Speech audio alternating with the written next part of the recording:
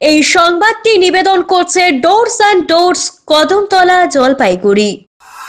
অবিভক্ত ভারতবর্ষে অখণ্ডিত জলপাইগুড়ির প্রথম শহীদ বীরেন্দ্রনাথ দত্তগুপ্তের ১১৫তম আত্মবলিদান দিবস আজ জেলা পরিষদের প্রাঙ্গণে পালিত হলো। ভারতের স্বাধীনতা আন্দোলনের অগ্নিযুগের সহিংস বিপ্লবী আন্দোলনের ধারায় এক উজ্জ্বল নাম শহীদ বীরেন্দ্রনাথ দত্তগুপ্ত। ১৯১০ সালের ২১শে ফেব্রুয়ারি মাত্র ২১ বছর বয়সে ব্রিটিশ রাজশক্তি তাকে ফাঁসির দড়িতে ঝুলিয়ে হত্যা করেছিলেন। জন্মসূত্রে তিনি জলপাইগুড়িয়ার নন। ১৮৮৯ সালে ২০ জুন ঢাকায় জন্মগ্রহণ করেছিলেন। ১৯০৮ সালে জলপাইগুড়ির জেলা স্কুলে ১ বছরের জন্য নবম শ্রেণীতে ভর্তি হয়েছিলেন। তারপর রংপুরের জাতীয় বিদ্যালয়ে চলে যান।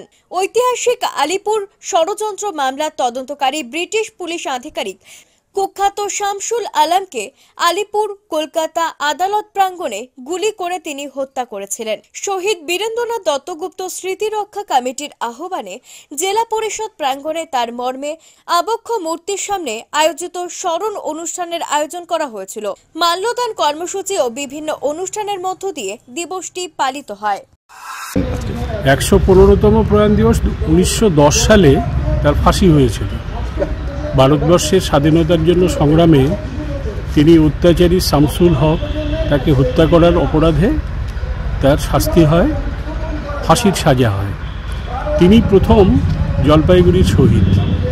সেই শহীদ বীরেন্দ্র দত্তগুপ্তের স্মরণে আজকের এই সভা, এবং একই দিনে যেহেতু ২১শে ফেব্রুয়ারি সেই দিনটিতে ফাঁসি হয়েছিল, সেদিন আন্তর্জাতিক মাতৃভাষা দিবস, সেটিও আজকে উদযাপিত হচ্ছে সর্বস্তরে। আমরা বীরেন্দ্র দত্তগুপ্তের স্মৃতির প্রতি শ্রদ্ধা জানাচ্ছি এবং এই স্বাধীনতা সংগ্রামীদের আদর্শ আগামী দিনের যুব সমাজ, ছাত্র সমাজ অনুসরণ করবে এই কামনা করছি। আপনার প্রিয় বাড়ির ইন্টেরিয়র এবং এক্সটেরিয়র সাজসজ্জার সম্পূর্ণ সলিউশন নিয়ে এসেছে ডোরস অ্যান্ড ডোরস।